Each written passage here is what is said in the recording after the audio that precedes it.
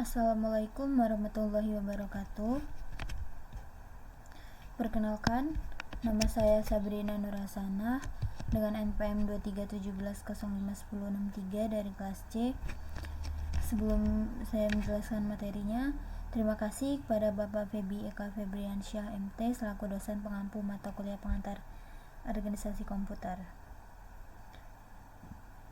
Jadi, saya akan membahas materi evolusi komputer dan perkembangan mutakhir teknologi CPU. Yang pertama ada generasi komputer. Jadi komputer itu yang pertama dari mekanik lalu ke digital gitu. Komputer mekanik itu mesin analisis data berbasis roda gigi dan tuas.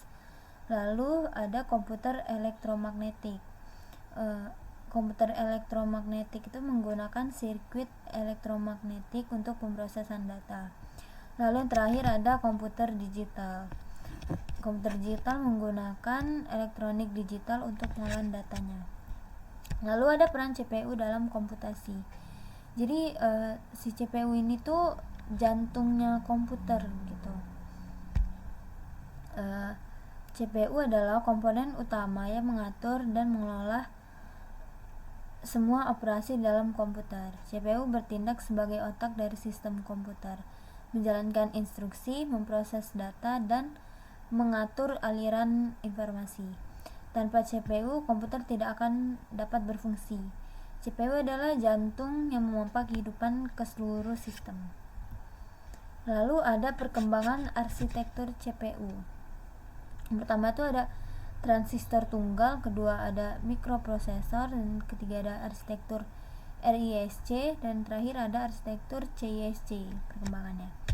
Jadi evolusi arsitektur CPU bermula dari transistor tunggal sederhana berkembang menjadi mikroprosesor yang menggabungkan banyak transistor.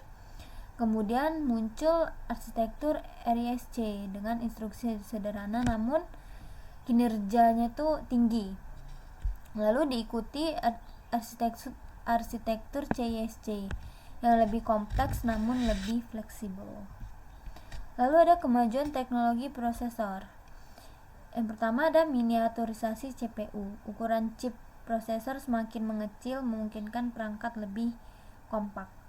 Lalu yang kedua ada peningkatan kecepatan. Kecepatan pemrosesan data terus meningkat dari generasi ke generasi. Lalu ada efisiensi energi.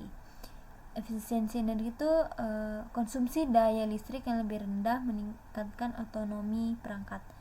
Lalu ada inovasi bahan. Penggunaan bahan baru meningkatkan performa dan daya tahan.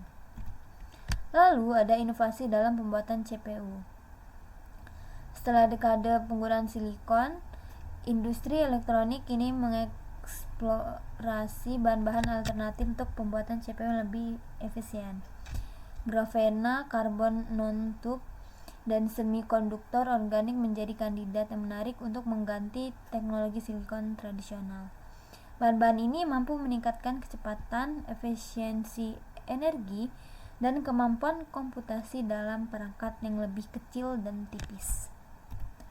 Lalu ada masa depan CPU. Jadi pemrosesan kuantum yang mampu melakukan komputasi ultra fast untuk menangani masalah kompleks. Proses neuromorphic yang terinspirasi dari otak manusia menawarkan efisiensi energi tinggi. Lalu integrasi kecerdasan buatan yang semakin canggih mengotomatisasi dan mengoptimalkan tugas-tugas komputasi.